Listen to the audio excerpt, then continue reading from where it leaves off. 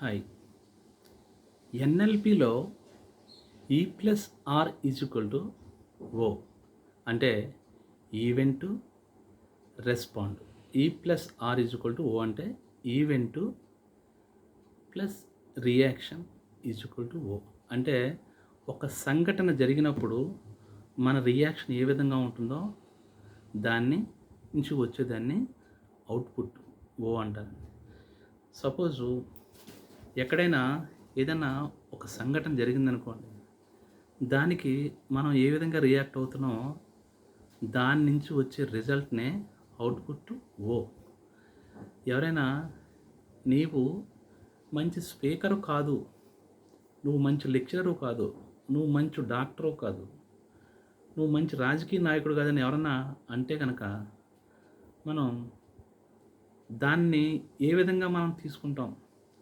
React అవుతున్నావా, respond అవుతున్నావా? ఆ రిజల్ట్ని బట్టే అవుట్పుట్ వస్తుంది. దాన్నే E+R O అంటారు. మనం ఎప్పుడు కూడా ఒక ఈవెంట్ జరిగినప్పుడు దాన్ని రెస్పాండ్ అవ్వాలి తప్ప రియాక్ట్ అవ్వకూడదు. రియాక్ట్ అవ్వడం అంటే నువ్వు మంచి డాక్టరు కాదని ఎవరైనా అంటే ఓకే అని ఊరుకోవాలండి.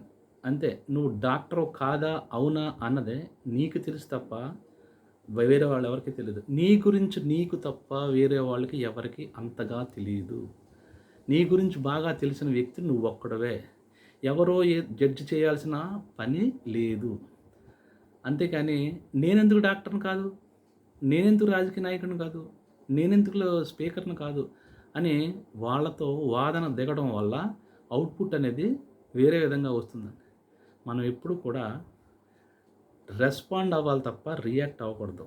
ఈవెంట్ జరిగినప్పుడు రెస్పాండ్ అయ్యి మనలో ఏమైనా లోపాలు ఉన్నాయా, నిజంగా ఉన్నాయా, వాటిని మనం ఏ విధంగా రెక్టిఫై చేసుకోవాలి అనే దాన్ని మనం పరిశీలించి చూసుకోవాలి తప్ప మనం ఎప్పుడు కూడా రియాక్ట్ అవ్వకూడదు.